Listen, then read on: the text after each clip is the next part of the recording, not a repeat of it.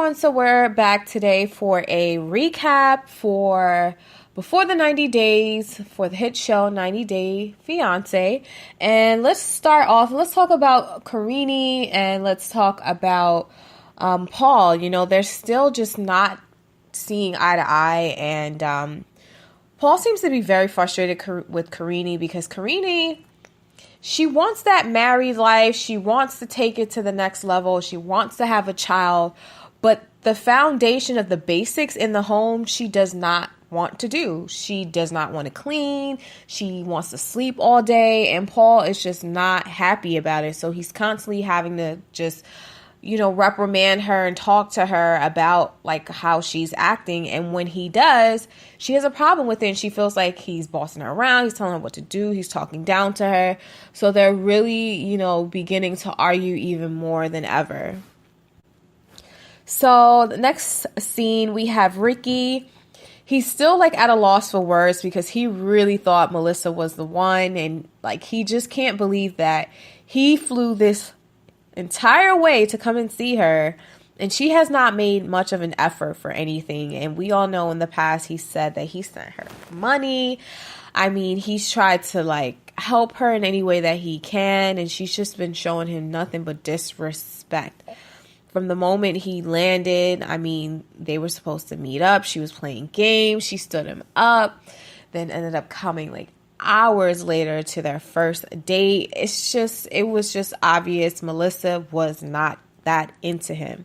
Now, we end up finding out that he was actually, you know, speaking to someone else from the same website who lives in Colombia, and her name is Jimena. And he decides, you know what? Let me just reach out to her. Maybe she can come down and spend time with me and we can enjoy Colombia together. So that's what he does. Next, I want to talk about Michael and Angela. They're just continuing to argue. They just are just not on the same page at all. And I mean, there are a lot of things that they're finding out about each other, and it's just not a good situation. You know, the whole age difference, it's huge. It's constantly something that's being brought up. But also with the cultural differences, you know, the way that Angela is dressing, she's wanting to wear certain tops and exposing her breasts. And she's just constantly smoking. And Michael doesn't like these things. And Angela's just, you know, very, I don't know, she's just very like strong as far as what she feels, she believes, she's sticking by it, and there's no compromise in that. So there's definitely tension between them. So the next scene, we pick up with the aftermath of Jesse storming out of the kitchen. He's sitting on the front step, or the front like porch near the step area. And he's just so upset. He is tired of Darcy because honestly, in that moment, Darcy was trying to micromanage him. You know, she does like to talk a lot, but he does too. So he is no different than her. But I do find in certain situations that Jesse's a lot to handle because as a man, he seems to be very petty and childish, and he always wants to get the last word. So he was just acting like a child. So because of, you know, Darcy trying to tell him how to cut the steak, he was just like, I don't want to eat. Like, he was just acting like a spoiled brat. And they're doing all this in front of the girls, and the girls see this. They're very intelligent, and you know, they're still trying to like engage with Jesse and tell him, you know, like, is everything okay? And then ask him, like, why don't you come in for dinner? But we all see, even as viewers, that these two they just can't get along. So next I want to talk about with Hazel and Tarik. You know, Dean, which is Tarik's brother, he finally arrives. And honestly, I just feel like he's doing way too much. He doesn't agree with their relationship, and he just feels like Hazel's out to get him just because of wanting to come to America, wanting to have money, opportunities, which I understand that aspect, but his approach and delivery is just completely in the wrong. Now, Hazel's not excited about it because she has already been told by Tarik, like, my brother doesn't like you and he doesn't think that you really want to be with me for me. And honestly, that is true. But at the same time, it's already setting up what kind of dynamic is going to be among them too.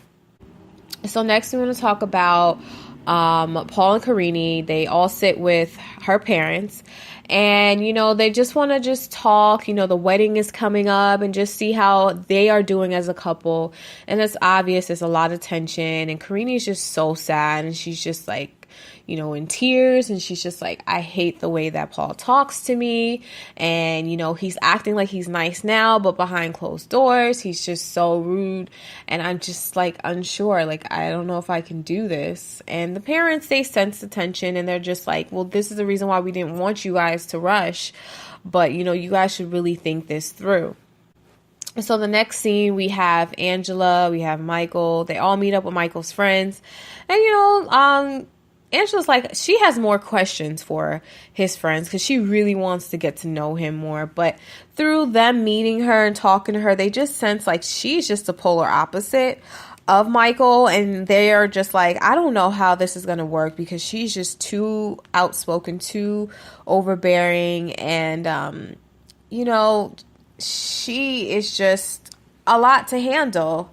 And, more than anything, she's just expressing to them, look, this is who I am. But at the end of the day, I want to know that Michael's really going to be there for me. Is he going to take care of me? Like, is he really wanting to be with me?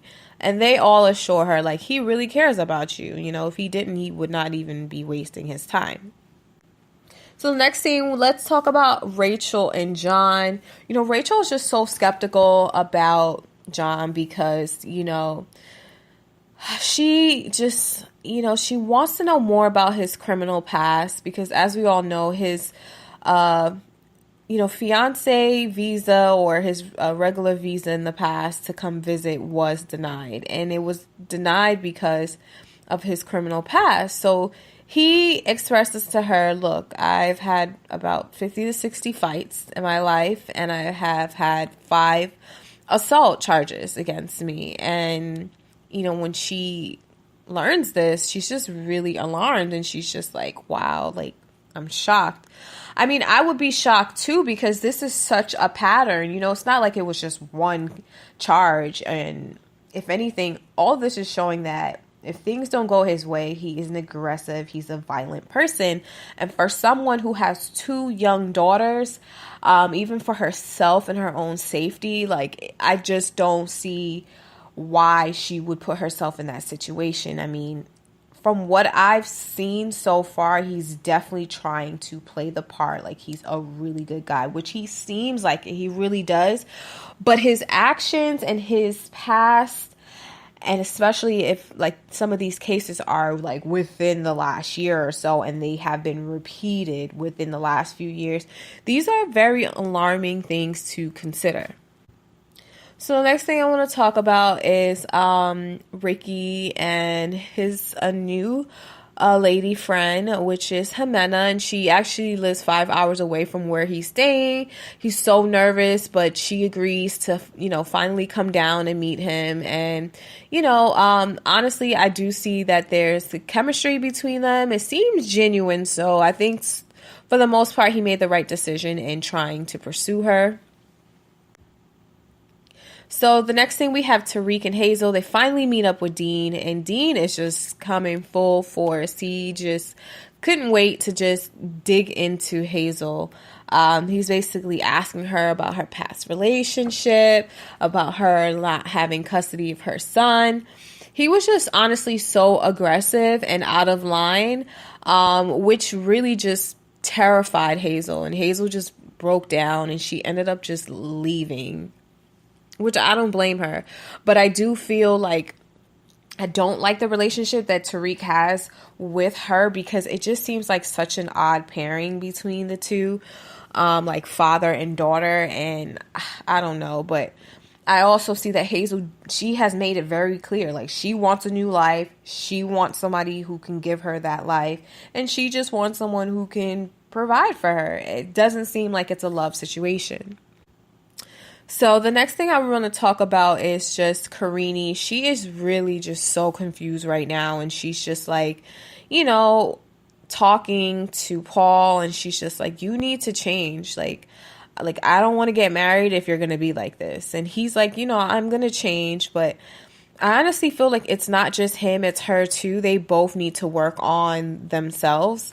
But where he's at in his life, I don't feel like Karine would be a perfect fit for him in that way, because she has not had any sense of responsibility, and she's just not where he needs her to be, and she's not where he, needs to be for her. So it's just, I mean, even with the whole the culture difference and the language barrier, I don't see them like really having a solid foundation when they both can't really communicate with each other unless they're using that app on their phone. Anywho, so let's talk about Michael and Angela. They sit down and they're talking, and Michael's just expressing like, you're always snapping at me, and it's just like, I want you to work on that because it's a lot to deal with. And she's just like, no, well, you're making me snap.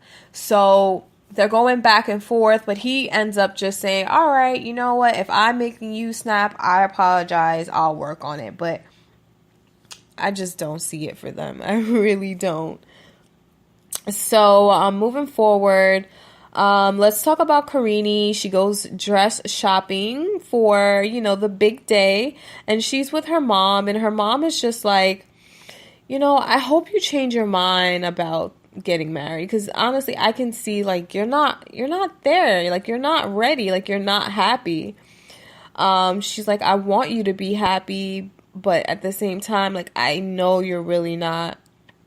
And her mom begins to cry, but she's just like, I love you and I support you and whatever it is that you want to do, because I think they're focusing more on the fact like you'll be able to get out of here and you can go to the States and you can start a new life and you'll have a better life.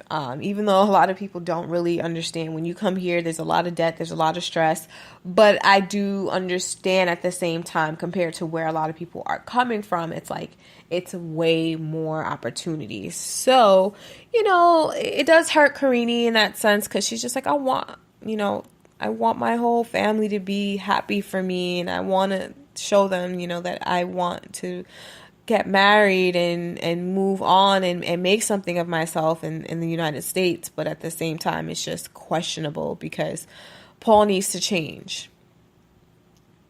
All right. So lastly, let's talk about Jesse and Darcy.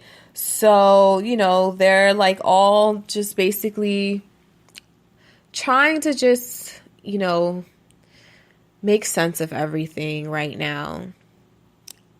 So after the whole dinner altercation, it's just tensions are high, and Jesse's just upset, and he's just like, I don't want to be around you right now. And I just feel like they're so childish. Like, for their ages, they just act way younger, and I can sense there's so much of a physical attraction between them and their physical chemistry, but they are not good for each other. I don't know. You guys tell me what you think.